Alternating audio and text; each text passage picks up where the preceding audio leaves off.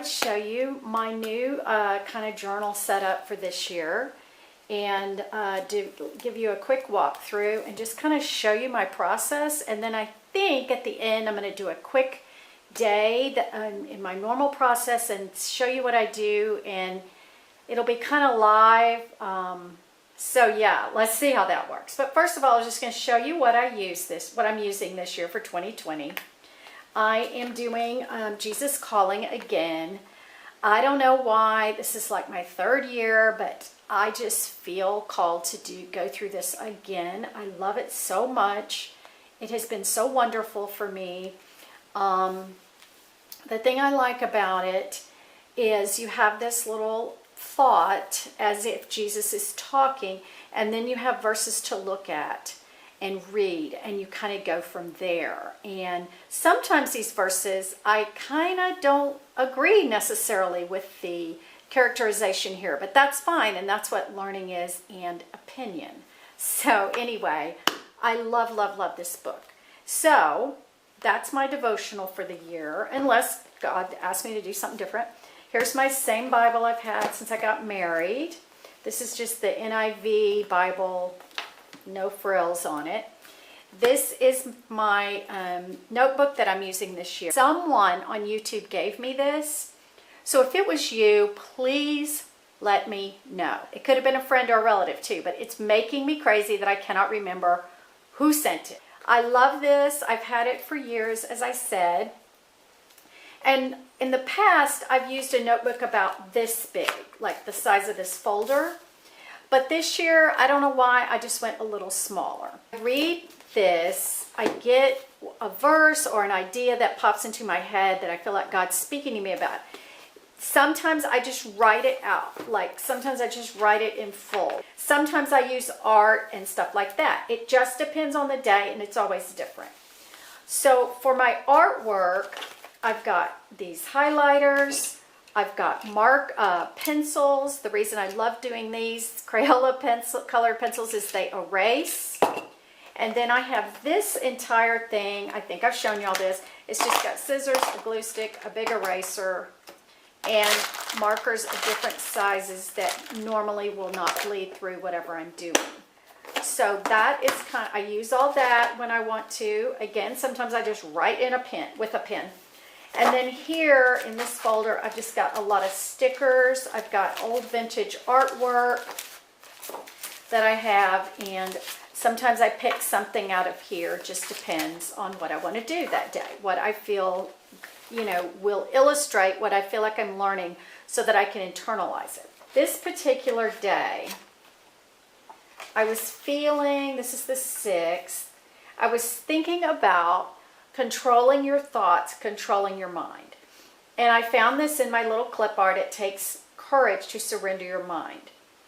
And so what I started thinking about was I can think good thoughts, happiness, peace, hope, good thoughts, inner joy, positivity, hope, trust, surrender, faith, light, the future. Think good thoughts. But then I was thinking, well, the opposite is thinking bad thoughts. And what came to my mind was an old Twilight Zone episode. An old Twilight Zone episode. And there was this boy, and when people had bad thoughts or something, about him or about anything in the town, he controlled the whole town. Well, anyway, one of the things he would do is put them in the cornfield. And I just remember that episode. And when I started thinking about bad thoughts, it's like you put yourself in the cornfield alone. So that was just a piece of clip art. So I put this girl in the cornfield. I drew this corn, and then I put, the cornfield is darkness, like especially if I had made the corn taller than the girl, but darkness, banishment, loneliness, negativity, no hope, thinking about the past, discouragement, fear. This is where you go when you're letting your thoughts just go negative on you. And I just said, do not allow your mind of bad, negative thoughts to take you to the cornfield of fear and isolation. Stay with the truth and faith that God is working for you. So that's just something I did that day. And this was just a morning I woke up and the birds were singing so loudly that morning that you just couldn't help but hear them. And I opened the door and I did this little day. And look at the birds of the air. They do not sow or reap or store away in barns, and yet your heavenly Father feeds them. Are you not much more valuable than they? Just be doing what's in front of me while waiting on the Lord's directions and instruction, not the world's idea of who and what I should be. Also, prayer, 7:15, pray with the birds. That's my time that I pray each morning. So that was just a cool thing to do. And let me tell you, when you do this whole thing, the whole time you're doing it, you're thinking about the truth of that day, whatever you're thinking about that day. I'd read something in the Jesus Calling about equity, and I said, just as you build equity in your home, you can do the same in your spiritual life. In your home, you need regular maintenance, cleaning, fresh paint, remodel, loving care, landscaping. And as others drive by, they can see the care that you've put into it. And they love seeing it as they pass, and they love visiting it. They may desire the same for their home. And also, this is also meaning life. So store up for yourselves treasures in heaven, or equity, where moth and rust do not destroy. For where your equity is, your treasure will be there also. So build up equity in the good times. Work on your soul. Do your soul work. Talk to the Lord and make it as beautiful as you can so that people will see it, want to talk to you. They will want to visit with you, just like they might want to come to this beautiful home with the fountain and the gardens and the beautiful landscaping. Make your life attractive to others, to the people right in your family, to you, to your husband. Make it attractive so they want to be with you. Not some old broken down house that you've not taken care of, you've not spent time with, you've not given it any maintenance, you've not tried to give it pretty land. You know, you want to look welcoming, even in your own appearance. So anyway, that was that day. I was reading about Peter walking on the water during the fourth watch of the night. And what I ended up thinking is you can be surrounded by a sea of problems. This is just my thoughts, y'all, okay? But if you stare at them too long, you will sink under their weight and feel like you're drowning. So this is kind of my version of the ocean, okay? Help me, Jesus, and he will lift you up. Because immediately Jesus reached out his hand and caught Peter and said, you have little faith, why do you doubt? So I drew this little lifeguard on duty lifeguard stand, and it says our lifeguard is always on duty. If you start to sink, he's always there. But he's not even sitting in the chair. He's surrounding us, and he reaches out his hand to save us, even when we don't see it, feel it, or recognize it. When in trouble, do not doubt, as Peter did. Keep your eyes on him. As long as Peter's eyes were on Jesus, he did not sink under the waves. So this is life, the tossing and turning of the waves. So your lifeguard's not sitting there. He's in the waves with you. This was just a funny thing I did about your mind is a stage. And what are you going to spotlight in your mind? Are you going to rehearse the troubles long after they've passed? Or are you going to rehearse troubles that haven't even happened yet? The future troubles that you're thinking might happen? Release the scenes you want to live, the loveliness that is. So this is dress rehearsal. And then it says you can have a script that says, what if? The ending, why? Fear, doubt, guilt, sadness, whatever. Is the stage in your mind a tragedy, a horror story, a sad story, a gotcha story? Is that what you're practicing in your mind? Or is the stage in your mind a story of triumph, learning and growing? A story of trusting? This is like you're walking a tightrope in your life. You just don't know. Life is precarious. You don't know what's going to happen. But above you is God's umbrella of protection, and beneath you are his everlasting arms. No, I cannot draw a face, y'all. Okay? I had listened to a video, y'all, on a possible future for the U.S., for the world. A bad future, a terrible future of what could happen in the future. And it was very fearful, and I didn't sleep good because I could see that it could actually happen. It was talking about virtual reality, control, artificial intelligence, spying on us, future intelligence, the government. Our kids are growing up with this stuff. Will we become slaves? Are we ignorant? On and on and on. But then I had to remember, today's verse was, I am with you always to the very end of the age. We must trust and remember that no matter what, your promises are done and done. Amen. So that's, as long as we're on this earth, he's with us always. That's what he said at the end when he went to heaven for the last time and he wasn't coming back down to the earth. He promised us this. I will be with you to the end of the age. I don't know what the end of the age is or what it's going to look like. But even if all these horrible things come true, and it's like, I always say it's like the Hunger Games or something in the world, with technology taking over our lives. God's still God. And some of the things that I heard on that video, they're not going to happen, I don't think, because I don't think God's going to allow us to have our minds controlled by somebody else unless we give it to them. But we have to be diligent. We have to watch these things. We have to see if they're happening so that we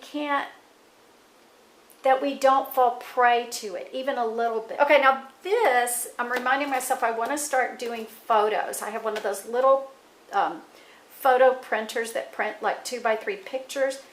And I want to remember things so I can go through I don't know how many thousands of pictures on my cell phone. If there's something I remember, a time or a day of blessing or something, I want to remember to print the picture and write it out. Always, always reminding myself that God is present, God is near, God is working. So, that's what I do. So I'm not going to do the walkthrough. Mainly because I've already done my thing for today, right? I've already done this for today.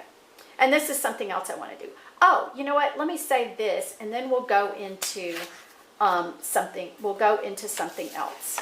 I will do the walkthrough, an actual page not live, but in real time with you on another video. But this is something, two things I heard, and then one thing I heard and one thing I saw yesterday. Where was I yesterday? This was on someone's video. Oh, this was on Sweet Emmeline is her name. And at the end of her video, she said, what did God say to me? When you're going through something, and a week ago, God gave you something, a word, a vision. He told you something. You felt like you understood. You need to write it down because you will forget. So when you go back to that thought or that worry or that whatever it was, remember, what did God say to you a week ago? It still stands today. Even if something falls apart worse than it was a week ago, what did he say to you? Keep track of those things. So I have certain things that God said to me about a situation a long time ago. The situation still goes on. So I have to remember the 3 specific times that he spoke so loud and clear. So I got to write those down. That's one thing. Another thing, this fell out of my Bible yesterday, and I just stuck it here because I didn't want to lose it. But as you're reading the Bible, these are some questions to ask yourself, and I don't remember where this came from, y'all. As you're reading the Bible, don't just mindlessly read it. Read it with intention. Read it with an open mind. And be looking for maybe these things, one or all of these things.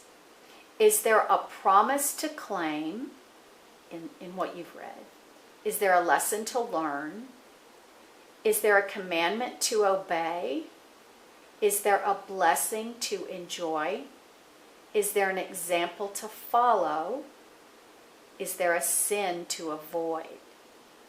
These are such powerful questions as you read this Bible because it's here to teach us. It's not just here for us to just read and close. It's the living word. It's living. It has promises. It has lessons. It has commandments. It has blessings. If this, then this. It has examples to follow. People in the Bible. I always think of them as special and different, but y'all, they're just like us. So is there an example to follow by what they did or did not do? And is there a sin to avoid? Obviously, they're all in this. Sins to avoid. So anyway, I just found that. So I want to write this down in my notebook on another page neatly. So I kept it there. So I hope you got something out of this video. I hope you will start prayer journaling. It can also kind of become a combination of a prayer journal, a diary of sorts, a scriptural diary, a diary of your walk with Jesus. It can also become like a album. If I get some photos in here, it can be like a mini photo album. Okay, I've got my picture, the photo I want to use, ready to go. So I'm going to print it out and put it in here. Little printer my daughter had for a while, and she gave it to me because she never used it. So I hear it working. So you just go on your little Polaroid, you download the app in your phone, and then you can print out these little cute pictures. Now I want to print another one of the kids to put in on that day of starting 2020, because we were having such a good time. Usually I edit these photos, and I should have probably brightened that one up a little bit. But anyway, I'm going to stick them in, find a spot for them, and that's an additional thing I want to do in my little book. They do sell these on Amazon. I'll link this one. This one's a couple of years old. I have similar ones. If I find it, I'll link it for you in the description box in case you're interested in doing this for any reason. But yeah, so that's it for my video today. I'm going to let you go, and I will be back, I don't know when, next week. Talk to you later. Bye.